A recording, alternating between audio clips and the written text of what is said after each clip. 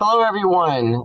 This is Mason Richey for the Asian Society Korea, and we are happy to be able to put together this wonderful, I think, very thought-provoking webinar on challenges in the cybersecurity world, looking at threats, but also solutions, including especially international cooperation. There's sort of a special reason for having this particular webinar on this particular topic.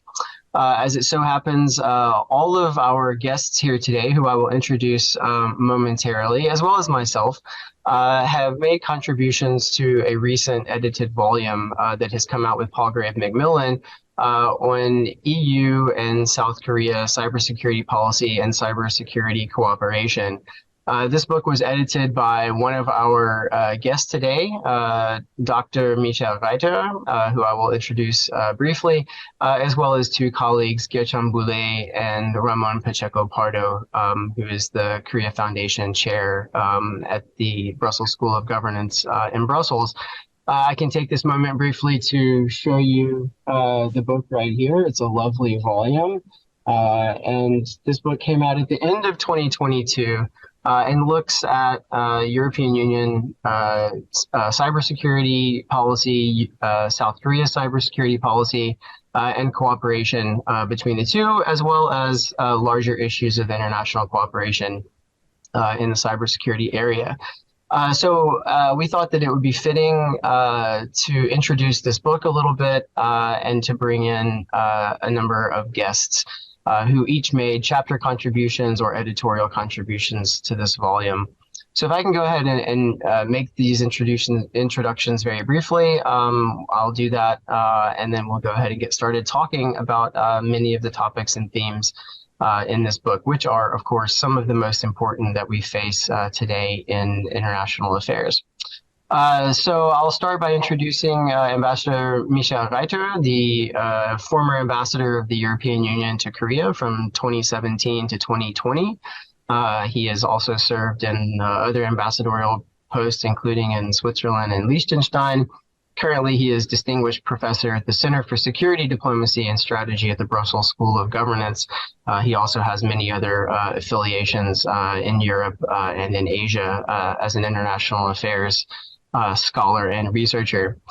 Second, we have Dr. Sangho Lee, who is Professor of Politics and Diplomacy at Daejeon University. Previously, he was an assistant administrator in the ROC Navy Development Committee, as well as chairman of the Korea Cyber Peace and Security Forum. He's also the vice president of the Korea Association of National Intelligence Studies. He's been a researcher in the Department of Security Strategy Studies at the Sejong Institute here in Korea, as well as at the Korea Research Institute for Strategy and the Center for Defense Studies at King's College London. He received his PhD in War Studies also from King's College London. And finally, we have Dr. Cai Cuihong, who is a professor of international relations at the Center for American Studies in Fudan University in China. She received her BS degree there in 1993, her Master's of Science in 1996, and both in biophysics and a PhD in international relations from Fudan University in 2002. She's been a visiting scholar at the Georgia Institute of Technology, the Rambling Wreck of Georgia Tech, at the University of California, Berkeley, and has been an invited fellow in the 2007 program at the U.S. National Security Center, sponsored by the U.S. State Department. She's the author of numerous volumes, books, and journal articles dealing with cybersecurity. So we have three outstanding, extremely experienced and talented guests who have joined us today. Please check out their full bio on the Asia Society Korea website. With all that being said, I'm just going to jump directly into my first set of questions, I guess, really. And I'm going to sort of start by addressing this to everyone. And that is, what is the current state of play in the cybersecurity domain in terms of threats? Like, what is the cybersecurity threat landscape internationally? And that can be, international in the large sense. That can be regionally in Asia, notably with respect to Korea and China, since we have two experts based there, and of course also in Europe. So I'll throw this out to everyone, and whoever wants to jump in first can get started. Well, just to get the ball rolling quickly, I think we have seen that cyber attacks was the precursor to the attack on Ukraine. So that has become very much part of warfare, which adds an additional dimension to the discussion about cyber security. But without going into war immediately, I think we have to recognize that protecting critical infrastructure has become the task of governments. And the critical infrastructure, because of digitalization, is increasing basically every minute we talk, and the task is becoming larger. So I think that was also an incentive to write this book, because Korea is probably one of the most connected societies, which is on the one hand an advantage, on the second it increases the risk of being the victim of cyber attacks. And I think Professor Lee can certainly report on that issue. As cyber has no border, it is the area of international cooperation where international cooperation is necessary. And I think it was only normal that the European Union and Korea, as part of their strategic partnership, have chosen cooperation for cyber as their main area of cooperation in terms of security.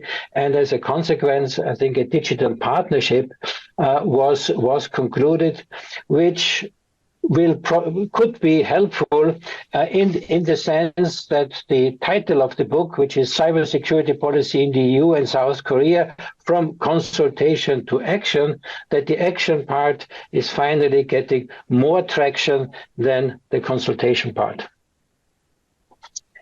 Wonderful, thank you. Would either of you, Dr. Lee or Dr. Cai, like to jump in at this point?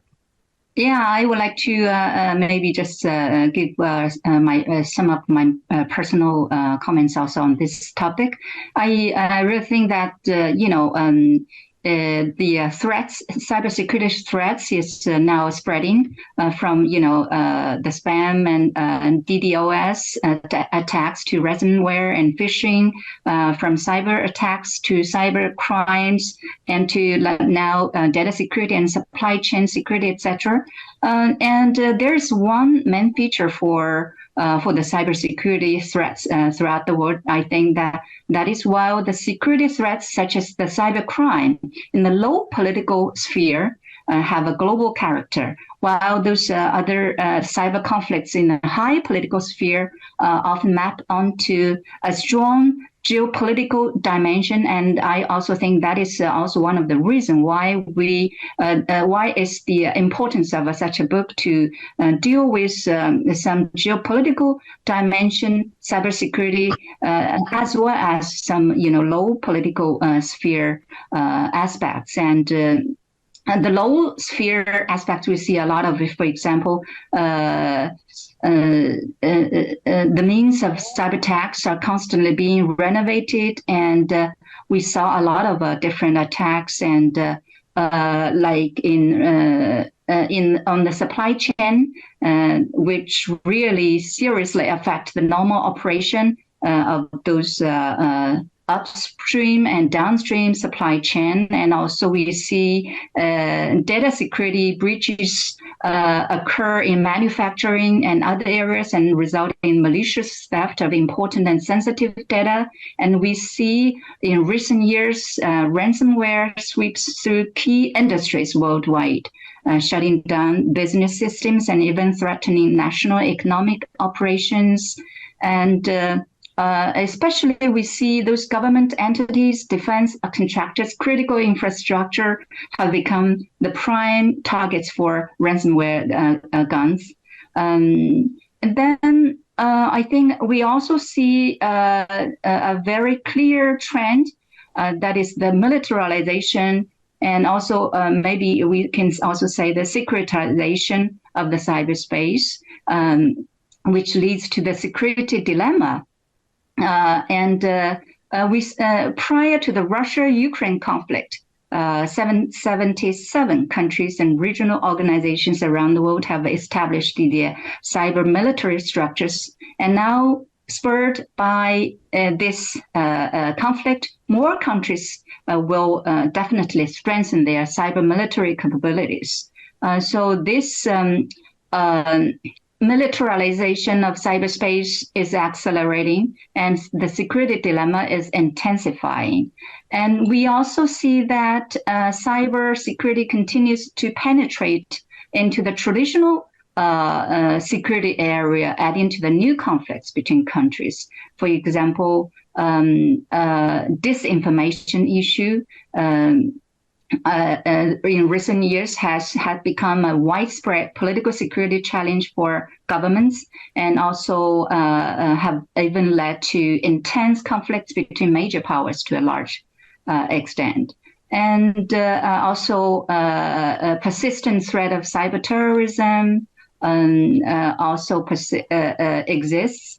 And finally, we also see the rising potential security risks from the application of next generation technological innovation, as we have so many different new technology, blockchain, AI, etc. All leads to a decentralized internet and more security threats to both internationally and maybe regionally, and for each country, I think.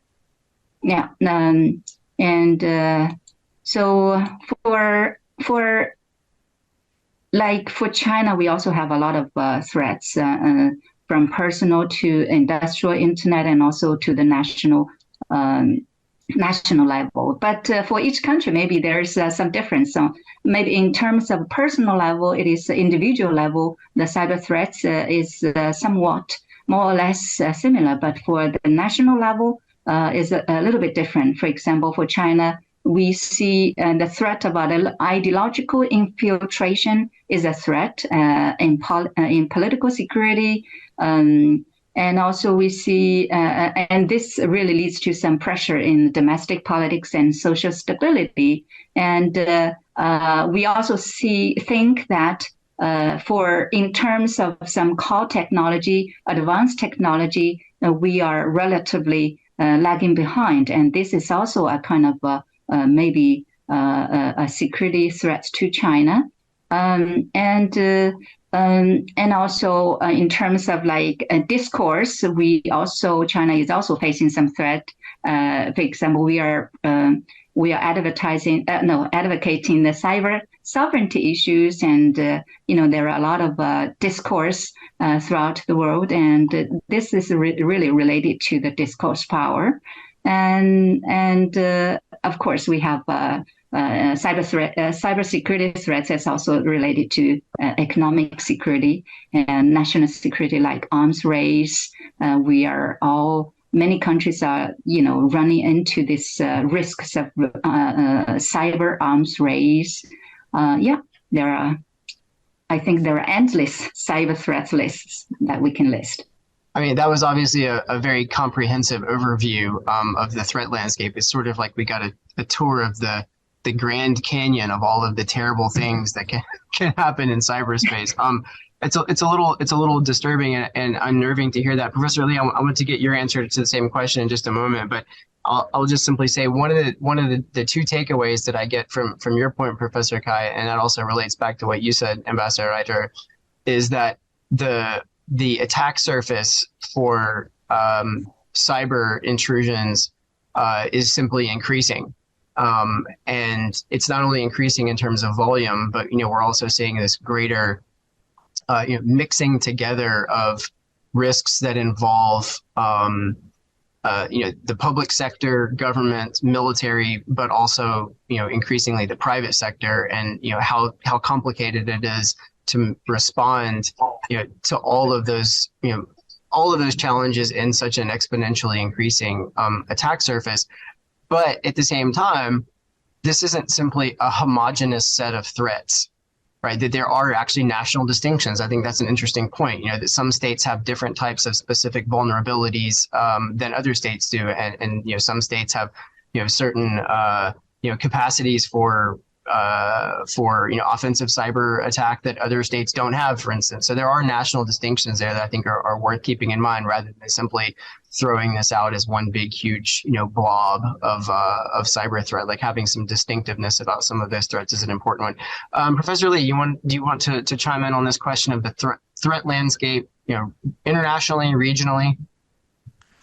Professor Cai, since Professor Cai explained every possible aspects of cyber, you know, threats already, I will try not to repeat what she said before, and I focus on some of the fundamental issues.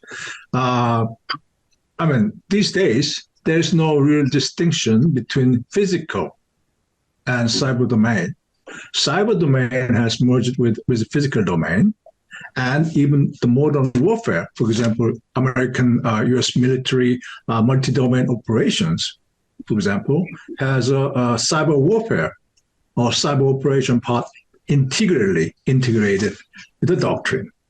And as you already know, that the war in Ukraine started with major cyber attacks, and the cyber attacks are still ongoing. And there are many evidences, I think, or suspicion that the Russians and Ukrainians have been targeting their critical infrastructure, especially against Ukraine by Russians. So obviously, this complex or combined cyber and physical threats has increased exponentially. But at the same time, as the case in Ukraine and demonstrates that the psychological effect of cyber operation can be more devastating and has a greater effect. One of the major issues of cyber operation is cyber psychological warfare or perception management. So we can say fake news has been like basically generated nonstop, and for example, war between Ukraine and Russia. And people cannot even distinguish who's the enemy and who's right in the right and who's in the wrong. So people are really conflicted, and that's one of the major powers of cyber operations these days. And I believe, other than the things Professor Cai mentioned, the usual cyber threats, that I personally believe this aspect, cyber psychological warfare or perception management aspect, has become more of a threat that we cannot no longer ignore. Great. Ambassador Reiterer, I want to come back to you with a follow-up question that, you know, hopefully kind of points us not only in the direction of some of the findings of the book, but also some of the larger questions about international cooperation. But if none of you mind, I can just tell you a sort of brief two stories that I think kind of connect with some of the things that you've been saying. Sort of to start with your point, Professor Lee, about perception management, you know, and psychological effects of problematic cyber behavior. You know, I was actually listening just this morning on the way to campus, a podcast put out by the cybersecurity firm Mandiant. And they have a podcast that's called, I think, Defender's Advantage or something like that. And, you know, they have had a lot of different, discussions. They talk about the various APTs, what they call advanced, you know, persistent threats. So these particular cyber groups who illicit cyber actors, you know, who cause particular types of problems. They've talked about, you know, different types of zero-day exploits, and, you know, where we are with these types of, you know, where these types of problems come from, and the results that cyber hackers have been able to get from these zero-day exploits. Today's podcast featured someone who I know personally, Jenny Town. I don't know if all of you know Jenny, or if any of you know Jenny, but she is the head of 38 North, which is one of the central North Korea watching community centers in the United States. And as we all know, North Korea is a very advanced cyber actor in a lot of ways, with a relatively large hacker army. And Jenny was telling the story about her own being targeted by North Korea, and it wasn't exactly what you would think. Like, her story was interesting. It was not a relatively simple spear phishing type of story where someone used her, or used her account, or hacked her account in order to send out messages to someone else. There was actually a very concerted effort by North Koreans to present themselves as Jenny Town. So they would, what they call, spoof her email address. They would come up with an email address that looks like hers. They would send out an email that looked exactly like a 38 North email. It would be well written. It wasn't written in broken bad English. It was well written. And it would, for instance, ask a researcher somewhere to write a paper about what the perception of the United States might be if North Korea detonated another nuclear device. Or what the response would be if there would be an offer of nuclear negotiations or something like that. And, I'm sure that some of those might have eventually come along with, malicious malware-based links or PDFs or something like that. But at least in principle, it looked like what Jenny said is that they were actually literally trying to use her as a way to get information from other researchers. So there was a dimension where there was an intelligence collection part of this that didn't necessarily involve ransomware or spear phishing or some of these other types of techniques. And I simply point that out because it was an example of a quite sophisticated, long-term attack that was taking place to try to get researchers to give information to North Korea that they could then use in their own diplomatic efforts to try to deal with the United States and with other countries.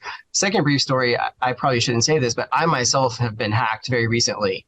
I was hacked by North Korea, and in fact, the Ministry of Foreign Affairs here got in touch with my university, and they temporarily suspended my account. And my account was being used as a spear phishing account to send messages to the Ministry of Foreign Affairs, the Ministry of National Defense, and other areas here. And I don't know how I was hacked to this day. I have no idea. And I don't think that I'm a complete cyber idiot, and yet somehow my email was hacked. And then my personal email was spoofed. And there was a very persistent effort to use my email to try to get in touch with researchers and people in government by using my personal email. And, again, the emails were not only well written, and they actually looked like they came from me, but they were also persistent. When someone didn't answer the first time, they would send follow-up messages. So there was actually somebody who was, paying quite close attention to this. And I don't know what the purpose behind this was, but in any event, even someone who is as unimportant as I am, is now subject to North Korean hacking, apparently. And I think that just tells you, how deep the attack surface goes when, even a nobody like me, is someone who's apparently a person of interest. So anyway, two brief stories to sort of, show the sophistication and I think the level of increase of the attack surface that we find in the cybersphere. Ambassador Reiterer, I want to come to you now. I think what I hope is that the sort of the breadth of this cyber threat landscape, but also the depth, I think really sort of leads us to say that, my goodness, cybersecurity cooperation really is the order of the day. This is a transnational problem. It's a networked problem, obviously. And you've co-edited this volume that deals in part with EU-South Korea policy, but also EU-South Korea cooperation in cybersecurity. Can you walk us through a few of the main or the most interesting findings of that book, and maybe talk a little bit about cybersecurity cooperation, not only with the EU and South Korea, but the importance more generally on an international level? Yeah, thanks. But let me start with a positive note, because we got now into the security threat and doomsday. When you a little bit, I think the purpose of cooperation, bilaterally and also internationally, is to make sure that the cyberspace actually is global, open, free, and stable, because we also have to recognize that the cyberspace is very much part of the economic and financial structure, and its functioning has a direct repercussions on the functioning of an economy. So I think we also have to see the positive side, and we have to work, therefore, to maintain this open, free, and stable through governance building, as well as working internationally in the United Nations. That's also, I think, very well pictured in the volume, where the difficulties are between the two camps, basically, which are in the United Nations, are very well described. Unfortunately, now with the blockade which we have in the United Nations, I don't think that there will be an immediate deblocking in the United Nations, but this is certainly that would be an area where cooperation is necessary. Also, there are two ideas: should there be more regulation and international agreement, or should we continue with a sort of voluntary private sector driven control? But that's perhaps the ideological part. What comes out very clearly, I think, from the book is that there is an interest in cooperation to increase resilience.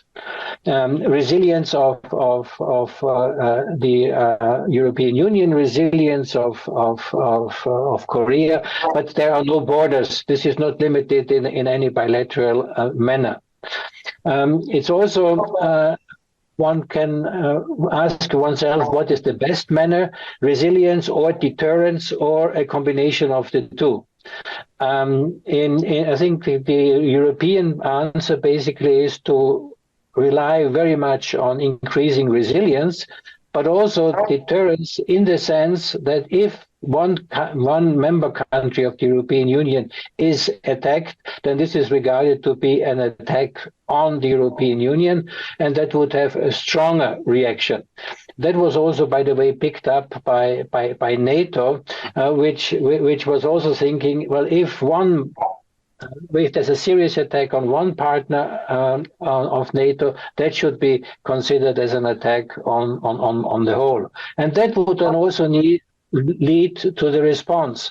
I think what the European Union has done with its cyber diplomacy, but also with the instruments, the tools of the toolbox, is that if there is an attack, measures can be taken on a multilateral level.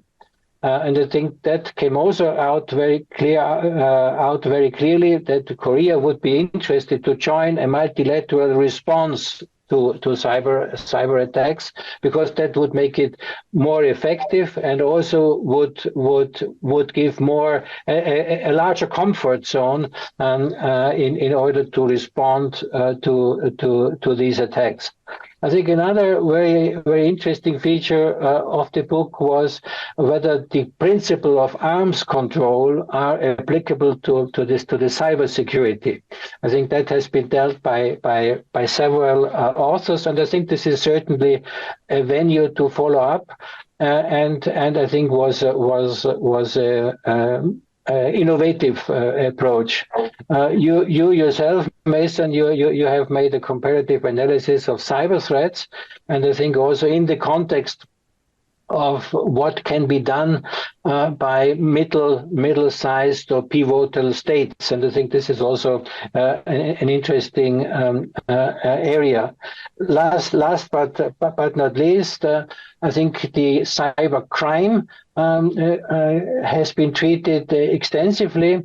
There's a link of cybersecurity and e-justice, and also to make sure that there is international cooperation in criminal law. There we have the Budapest Convention, we have the second protocol to the Budapest Convention, which is the only international agreement out there, and trying to get as many partners signing up to this legal instrument, I think, is in the interest, and Korea is making steps, and I hope that everybody reading that book will come to the conclusion that Korea finally has to make the last steps in order to be able to join the Budapest Convention and the protocols. So I think the book is a plea for multilateral cooperation. It suggests quite many steps which can be taken to increase efficiency and also resilience. And I think, therefore, it is a rather cooperative approach. But the conclusion, I think, which we draw at the end very clearly is that we have to finally overcome the exchange of niceties and intentions, but to transform that into real action. And I think this would be the ultimate success of the book if it could push partners, not only the European Union and Korea, but also others to join into these efforts. All right, that's again a very comprehensive answer. I want to go back to the deterrence and resilience question. And I'm going to ask this, I guess, to either or both Professor Lee and Professor Cai. Where do you come down on how useful it is to think of cybersecurity in terms of deterrence? Is this a useful concept? Is this a very useful concept, a marginally useful concept, or not a useful concept at all in your estimation? Well, I think it is, well, for academics, it is always useful, and deterrence usually originally came from the age of nuclear war. So when we use this deterrence into cyberspace, I really think it is somewhat misleading. But in reality, we see that some countries are using this deterrence ideal or ideology to guide its national policy. For example, for example, the United States is now applying some offensive cyber strategies, which really, I think, is practicing the kind of deterrence. So I don't think it is. It is good to judge it as useful or not useful, but we have to, in practice, to try to cope with this deterrence issue and find some means to maybe to increase the mutual trust and confidence between countries, especially between the West and the East. For example, like China and the U.S., and for the EU, and of course for EU and North Korea, South Korea, you have a lot in common. So deterrence is not an issue between Europe and South Korea, but it is a real issue maybe between the South and North Korea, and also between the U.S. and China and some other, maybe counterparts in the world. So. And I really agree with this concept of resilience. And we are living in a world connected to each other. And the resilience, I think the EU is promoting this concept, and maybe it is very useful and really recommended to everywhere, anywhere, to improve the resilience in each field. And I think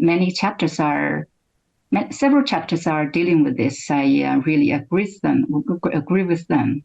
Sort of talking about mutual confidence and trust. I mean, I think what I find interesting about that is, one of the, we can think about deterrence in different ways, and you brought it up in terms of nuclear deterrence. That's obviously the way most people think of it, and here it is misleading because in the world of nuclear affairs, one deterrence failure is catastrophic, right? Whereas we have deterrence failure all the time in the context of cyber, and it's not catastrophic. But you have deterrence by classically deterrence by punishment, so that's retaliation. Deterrence by denial, which is frustrating the opponent from being able to carry out their attack successfully. And then you have what Joe Nye is sometimes referred to as deterrence by engagement, by entanglement, right? So that hurting your adversary ends up hurting yourself as well. And then, of course, there's deterrence by norms, which is to say this idea that there's a sort of shared shared understanding, a shared acceptance of what's acceptable and what's not. And it seems to me like that's where that concept of trust and confidence comes in, whether that be between the U.S. and China or between the U.S. and Europe or any two states or regionally. And it really seems like in some way that's one of the things that's lacking, or is a sort of rules for the road internationally speaking, so that we can have this trust and confidence, because there's some sort of obvious bright lines about what's acceptable and what's not and under what context. Anyway, that's only my 2 cents on that. Professor Lee, what do you think about this deterrence and resilience? I won't necessarily say dichotomy, but this sort of way of thinking about cyber in the context of either resilience or deterrence or both. We all know that deterrence, especially in cyber domain, does not really work, especially against a determined aggressor like North Korea, and for us maybe China. For example, in 2015, United States and China tried to formulate agreement to prevent cyber spying and cyber aggression in cyberspace. But that did not really, take off. That didn't really, go very far. And actually, I'm one of the authors who dealt with so-called like deterrence and arms control issues in this book. I wrote a chapter on the possibility of arms control regime between North and South and North Korea. In that, the whole basis of my article, my chapter, was the fact that at the time, the Moon Jae-in government has a very pro-North Korean stance. And South Korea at the time was very conducive to embrace many aspects of North Korea, including possible North Korean cyber threats. Korean government underplayed North Korean threat at the time very, very conspicuously.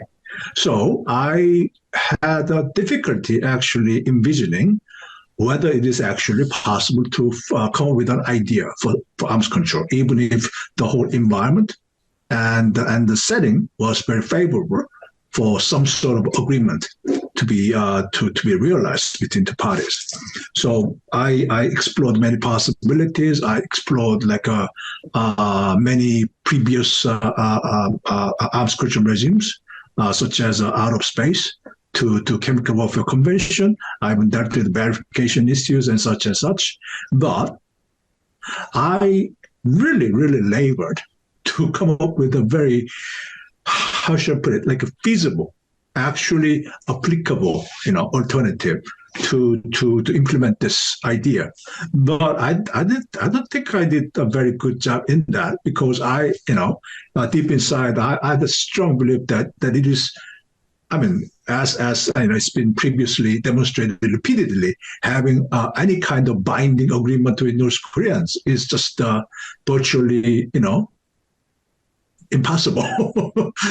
Anyways, I was happy to provide a theoretical, a framework that can be maybe exploited to come up with some sort of alternatives in the future. But I think my attempt to come up with some sort of answer did not really, manifest it that as I expected, unfortunately. Well, for those who are out there watching and you're interested in more research and more reading on cyber arms control, I would therefore suggest you to go take a look at the book, take a look at Professor Lee's chapter, which I believe you wrote with Maximilian Ernst. Is that correct? Right. Also from the Brussels School of Government. So anyone who's out there interested in that, I would advise you to please go take a look at that chapter. Even if some of those arms control mechanisms that you outline with respect to North Korea you don't think are feasible with North Korea, as you say, at least there's a sort of theoretical model that might be applicable to other states and other circumstances. I think just to add, because Michael Zinkhandler also has this chapter on arms control. So I think there's a potential. I think what becomes clear in reading both chapters, It is a possibility. It needs further development, and I have a lot of sympathy with Professor Lee laboring to come up with a solution. But I think there are no easy solutions, but it is certainly worth, I think, continue because we also have this issue of non-proliferation with Michael Zinganlis is taking up. But just in listening, which came to my mind when I was reading the digital partnership agreement between the European Union and Korea, there's actually one chapter which is called Cybersecurity and Trust. And there the measures which are foreseen is increased sharing information about cyber threats, but also capacity building in third countries. And I think that is an important aspect because cyber is not the area where bilateral cooperation only will make a big difference. And what is also pointed out in that section of the agreement is the crucial importance of cooperating with the private sector. And I think this is something we should not forget in our discussion, because when we see who is driving technology, who is driving the application, then there is no way to find also governance structures without the implication of the private sector. Okay, that's an excellent clarification. Professor Cai, Professor Lee has already given us a brief walkthrough of part of his chapter. I guess I'll give you the opportunity to do the same thing. Do you want to walk through a little bit of what your chapter was about on international cooperation in the cybersecurity area? I really agree with Ambassador Reiterer. He mentioned the international cybersecurity collaboration. Maybe that needs to include the private sector and also third country, not only bilateral, etc. So for my chapter, I really want to dive into the international cybersecurity cooperation dilemma, and finally to give some implications for the EU-ROK relations from my perspective. So I mainly want to analyze what are the models of international cybersecurity cooperation, beginning with that.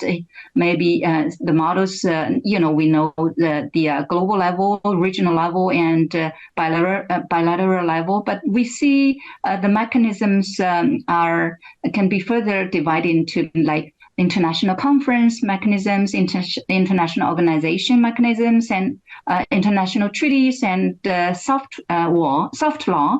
And these, of course, mechanisms sometimes overlap, and maybe to a certain extent, they have a progressive relationship as international conferences and organizations are generally the breeding ground for the discussion, which finally leads to the international treaties as their the final goal. And also, I would like to analyze. I think that problems in the international cybersecurity cooperation can be summarized as mechanism fragmentation. That is the first.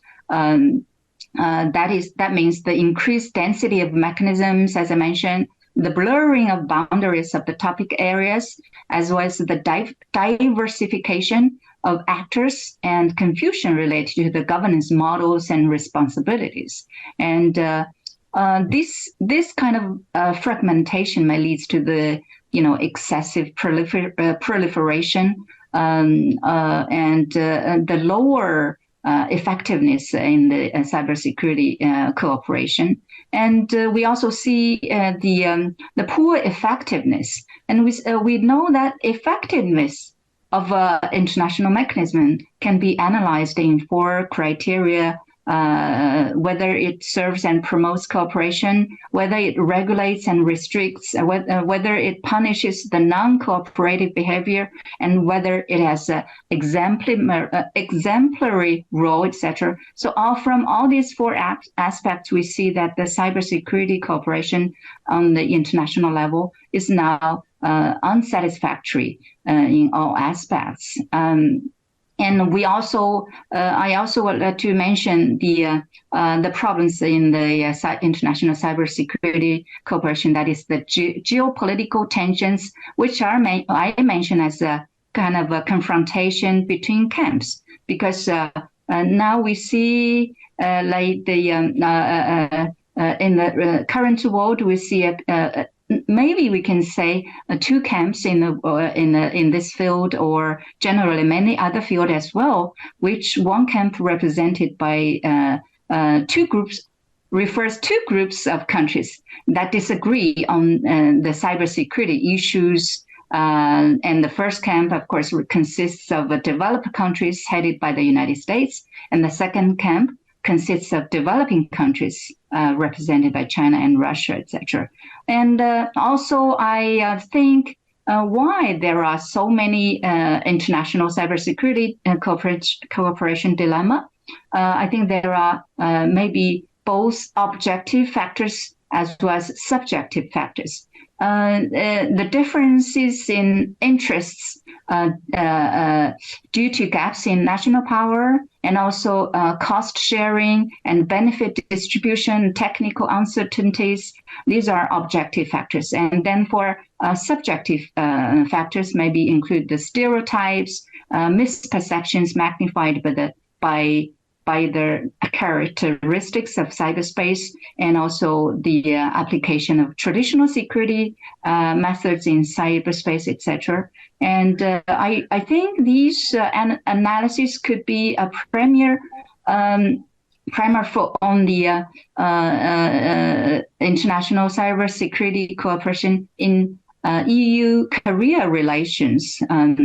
You have a lot of advantage for cybersecurity collaboration, but from my analysis, I really suggest that this kind of cybersecurity cooperation should be open and compatible, should be constructive instead of destructive or exclusive, and also have to take into account the North Korea issue to avoid the disabilities in the island. And I also offer some other recommendations. Maybe if you are interested, you can read that chapter in the book.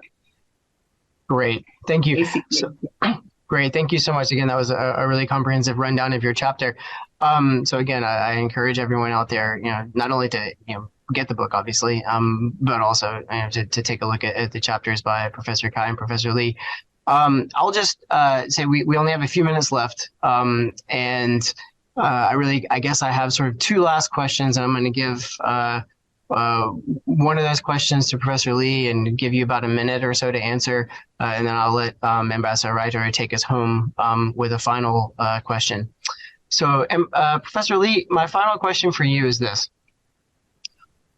Which of the challenges to better cybersecurity cooperation is more problematic? Is it the political dimension? And so we've heard, trust and confidence and, political confrontation and geopolitics. Is it the political dimension, or is it the technical side of cyber that makes it harder? I mean, is there just something about cyber that's uniquely difficult for cooperation to emerge in an international context? It is both, actually. I mean, development and technology. I mean, science is such that so-called these policymakers, negotiators, or politicians do not really understand, what's going on and what this is all about. So unless they have a clear understanding of this, there will be, it will remain very, very challenging. But there's no realistic way to bridge the gap between politicians and technicians, engineers. So I think there has to be some sort of, kind of organization or dedicated team that can actually make sense of this technological development for these people who are decision makers to enable any type of negotiation or peace process or otherwise. Super. That's a great answer. Even if you cheated on my attempt to force you into choosing one of the two is the more problematic. But that's okay. That's what I famously learned from Chancellor Helmut Schmidt. He used to say, never answer the question that they ask you, always answer the question you wish they asked you. He's a good politician. I think that's a really interesting point. And, my goodness, I feel like, here at the end, we've struck a nugget actually of something that the EU and South Korea could really, in theory, work on in their cooperative, endeavor in cybersecurity. And that would be trying to make a sort of laboratory that does bridge the gap between the technicians on the one hand and the politicians on the other hand. I mean, I agree with you. We certainly need it. I don't know how many of you watched the U.S. congressional hearings about TikTok the other day, but it was embarrassing. They don't know anything about this, and yet they're the ones asking questions and supposedly passing laws to try to deal with these types of issues. Building bridges between the technical side and the legislative side or the governance side of this, I think, would be a really interesting project for the EU and South Korea to try to put together. Ambassador Reiterer, I'm going to give the final word to you. This year is the 60th anniversary of EU-South Korea diplomatic relations. You pointed out at the beginning that cybersecurity is an area in which both say that they're interested in deeper cooperation. Why is that in particular? Like, why this area? And, what do you think what are the prospects? Like, what are we going to see in, 6 months, a year, 5 years? Thanks. Well, I think the 60 years anniversary for me is always a good occasion to look forward and not back. Cyber is certainly the area where Korea is a very valuable partner. The country, as I mentioned, is one of the most connected one. It's technologically advanced. And I think it has also the interest to work to maintain a human-centered approach, which means that also the human rights associated for all the participants should be guaranteed on a personal level, and the security element for companies. Diplomatic cooperation, and ideally in the book with cyber diplomacy, I think this area is prone for cooperation. We have to learn. When I started as a diplomat 40 years ago, I had no clue about cyber diplomacy. And nowadays, cyber diplomacy, I think, is not an add-on to traditional diplomacy, but is a form of diplomacy in its own right. Therefore, working for resilience and making sure that we have this open internet will be in our interest if we want to work towards prosperity. And I think this is a common ground and a positive incentive. And I think if we all meet again in 60 years, we can check whether this has turned out. Wonderful. That's an excellent sentiment to end with. So with that being said, on behalf of the Asia Society Korea, I would like to thank our three experts today, Ambassador Michael Reiterer, Professor Lee Sangho, and Professor Cai Cuihong. Obviously, we've all profited enormously from your intelligence and experience, and I thank you for taking the time from your busy schedules to speak with me today. And of course, I would also like to thank everyone out there who has spent the last 50 minutes or so listening, I think, to this fascinating discussion on international cybersecurity cooperation in general, and in specific that between the EU and South Korea. Please join us again for another webinar in the future. Thank you very much. Thank you. Thank you.